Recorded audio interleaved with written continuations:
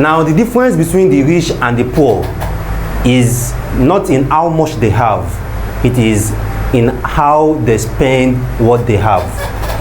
Now, you are not rich because you have money, and you are not poor because you don't have money. You are rich because you know what to do with money, and you are poor because you don't know what to do with the money that you have. So the kind of real estate that the rich people, those that know what to do with money buy, is always different from the kind of real estate the poor people, those that don't know what to do with money buy. In this episode of Meet the Property Guy, we'll be analyzing how the rich versus how the poor invest in real estate. In case you are coming across a video like this for the first time, this is Meet the Property Guy Property Channel, and this is where we discuss everything real estate. Either you want to buy, invest, or sell the property here in Nigeria. We share tips, guides, and advice on where to buy, what to buy, where to invest, what to invest, and the kind of risk attached to this kind of investment. So after watching this particular episode, our advice is also go to our previous guides, our previous videos. There are a lot of topics that we have shared already on titles, risk, dangers, different scams, and different challenges that are attached to investing or buying real estate here in Nigeria. So let's go into the topic: how the rich versus how the poor invest in real estate. Now, the first major difference between how the rich versus how the poor invest in real estate is that the poor people buy where to stay, while the rich people buy where they can earn. Now, I've always repeated this in my videos that buying real estate is different from investing in real estate. When you are buying a property basically because you want to stay there or you want to live there, that's not an investment. You are just buying a property. But when you are buying a property because of cash flow, because of passive income, because you want to build wealth, because you want to earn, you are looking at the return on investment on what you are putting into that property, then you are investing in real estate. And that's why I stated very clear that a poor person is not someone that don't have money. It's just someone that don't know what to do with the money that he or she has. So that's why the poor people, they have the money, they might have the money, but because they don't know what to do with it, they are always looking for a property basically because they want to stay there or because they want to live there. But the rich people, even if they don't have that much, they are already looking at return on investment, they are already looking at passive income, they are already looking at how they can earn from this real estate that they are buying, how they can build wealth from this real estate they are buying. Are they buying to flip in a matter of months? Are they buying to build wealth, to hold? Are they buying for short stay? Are they buying for rental income? So basically, the rich people always think about how they can earn from the properties that they are buying instead of the poor people. Now, the second major difference between how the rich versus how the poor invest in real estate is that the poor people buy real estate, buy a property because they want to stop paying others, because they don't want to pay rents, they don't want to pay a landlord. That's why they are buying real estate. That's why they want to invest in real estate. But the rich people, they don't invest, they don't buy a property because they want to stop paying others, but basically they are buying because they themselves want to start getting paid. And that's why there is no way I'm going to advise you to buy real estate because you want to stop paying rent or you want to stop paying a landlord. Pay your rent, pay your landlord. What you should actually be thinking about is how you can also be earning passive income just like your landlord. How you can also be getting paid just like your landlord. There is short stays, there is rental income. You can also invest in commercial properties and have block of offices or block of shops where you are collecting your rent either monthly or annually. And that is different between how the poor people buy real estate and how the rich people buy real estate. The poor people are in the real estate market because they want to get an apartment or get a place where they don't have to pay rent, where they don't have to pay a landlord. But the rich people are in the real estate market looking for opportunities, looking for rental opportunities, looking for short stay opportunities, looking for avenues in the real estate market where they can be getting paid instead.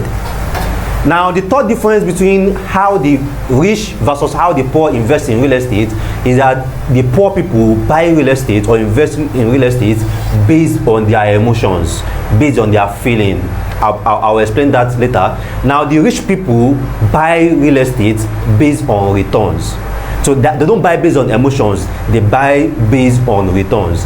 Now let me explain this. When a lot of home buyers want to buy a property, either they want to buy a house or they want to, let's use a house for example, they are looking at the compound space, they are looking at the comfort, the interior finishing, the beautiful chandelier, how large is the kitchen, they are looking at how large is the rooms. So basically they are looking for comfort, large rooms, you know, they're looking for a place that is cozy and that is nice. Now, but the rich people, they're not after those emotions, they're not after the comfort or whatever that comes with buying a house. What they're looking at is, if I'm buying this house for 35 million, for 40 million, what am I making? How much am I making monthly from these investments? How much am I making weekly from this investment? How much am I making per annum on this investment? So they are basically judging their decision making based on the returns on investment. So the property that are going to choose is basically the one that offers them the highest return on their investment. They don't give a damn if the kitchen is small. They don't give a damn about the parking space. What they just want to know is, what am I making back? But the poor people, they are always looking, even if they want to invest, even when they want to buy that property to rent it out, or they want to buy it for short stay, they are still looking at the kitchen, they are still looking at the water heater, they are still looking at the designs of the house, instead of basically looking at the market analysis of this property. What's the short stay rate in this location? What's the occupancy rate? If I'm putting this property in the market, how fast can I start getting occupants? How many days is it likely on an average I can get occupants in a month, and so on like that. So poor people, they invest in real estate, they buy real estate basically based on their emotions, basically based on what they feel, while the rich people that make a lot in real estate, they buy real estate, they invest in real estate based on the returns they are making from their investment. Lastly, the poor people, they buy the city, while the rich people buys the bush. Now, a lot of places in Lagos that we have right now, the Lekki Phase 1, the Ikoyi axis, the Kate axis, where land is already selling at 120, 150 million, even some parts at 300 million, where houses are already like 90 million, 120 million, even for block of flats. Most of the people that are buying these places right now, they could have bought and invested in these locations 10 years ago, 8 years ago, 7 years ago, but they were reluctant because they couldn't forecast and predict how that place can change. Now, the same thing is happening right now with Epe, Ibeju-Lekki, the Alao City corridor, the proposed airport corridor, the Fort Mainland Bridge corridor, and a lot of locations that are springing up gradually. A lot of people are still reluctant to invest in this location because of they are looking at it that is a bush, it's far from town, it's far from development, and so on. Now, these are places the rich people are buying. A lot of people have invested massively in acres, 20, 30 acres over the last year. A lot of people bought Ekpe massively last year, not even plots, acres. The same thing with lands that are facing the expressway at Alao City, the same thing with lands that are facing the expressway at the Refinery Road, the same thing as lands that are very close to the deep sea port, land that are close to the refinery, land around the Eleko. A lot of people are buying these places, 4 plots, 6 plots in acres. These are the rich people because they know what to do with their money, because they know how those locations are also going to transform. They are no longer putting their money in the already developed cities because they know that they are not going to make that so much return on investment on this location, and because the entry barrier in these places are already high. If you want to get the land in Ikate right now, you are looking at 120 million, 100 million. Compared to going to Eleko, compared to going to Ibeju-Lekki, compared to going to Epe, where your 10, 12, 30 million can still get you an acre or 2 acres in some of these locations. These are places where the rich people are buying. So a lot of people that buy the city, a lot of people that buy from the rich, when these bush have turned into the city, they are the poor people, because they are the people that have the money but they don't know what to do with it. They are the people that are waiting for that location to transform and then buy at a high price, and that's why the poor people are the people that pay the rich people. It's simple.